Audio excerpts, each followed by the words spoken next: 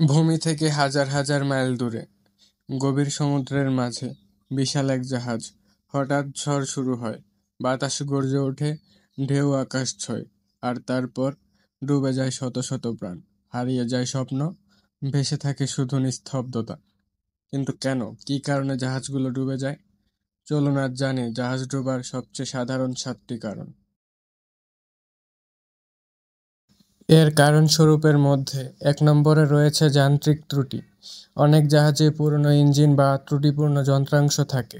একবার ইঞ্জিন বন্ধ হয়ে গেলে জাহাজ নিয়ন্ত্রণ হারিয়ে ফেলে, আর তাতেই ঘটে দুর্ঘটনা। এর মধ্যে 2 নম্বরে রেখেছি প্রাকৃতিক দুর্যোগ।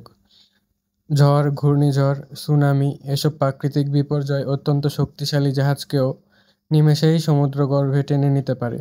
অনেক সময় এমন দুর্যোগ আগে থেকে বোঝা যায় না, তাতেই ঘটে বিপত্তি।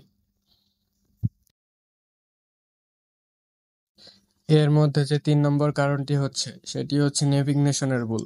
কখনো কখনো ক্যাপ্টেনের ছোট্ট একটি ভুল সিদ্ধান্ত নিয়ে যায় জাহাজকে শৈল বা অগভীর পানির দিকে, আর তখন ঘটে চরম বিপদ, যেমন টাইটানিকের ক্ষেত্রে হয়েছিল। যদি ক্যাপ্টেন বুঝতেই না পারেন যে কোথায় যেতে হবে বা কি করতে হবে, তখনই এই দুর্ঘটনাটি ঘটে থাকে। 4 নম্বর কারণটি হচ্ছে অতিরিক্ত বোঝা। অধিকাংশ সময়ই জাহাজে ধারণ ক্ষমতার চেয়ে অনেক বেশি পণ্য বা যাত্রী নেওয়া হয়, ফলে ভারসাম্য নষ্ট হয়ে যায়। একটি হালকা ঢেউও তখন বিপদ ডেকে আনতে পারে। তাই আমাদের কারোই উচিত নয় অতিরিক্ত বোঝা বহন করা, সেটা ট্রাকে হোক, বাসে হোক বা কোনো জলজ যানে। 5 নম্বরে যে কারণটি রয়েছে তা হচ্ছে অগ্নিকাণ্ড। ইঞ্জিন রুম বা রান্নাঘরে আগুন লাগতে পারে, আর জাহাজের ভেতরে একবার আগুন ছড়িয়ে গেলে সেটি নিয়ন্ত্রণ করা প্রায় অসম্ভব। তাই এই কারণেও দুর্ঘটনা ঘটতে পারে। 6 নম্বরে যে কারণটি রয়েছে তা হচ্ছে কাঠামোগত ত্রুটি। জাহাজ যদি খারাপভাবে বানানো হয় বা বহু বছর ধরে পড়ে থাকে বা রক্ষণাবেক্ষণ করা না হয়, তাহলে হঠাৎ করেই সেটার গায়ে ফাটল দেখা দিতে পারে, আর সেখান দিয়ে পানি ঢুকে ডুবে যেতে পারে সম্পূর্ণ জাহাজ।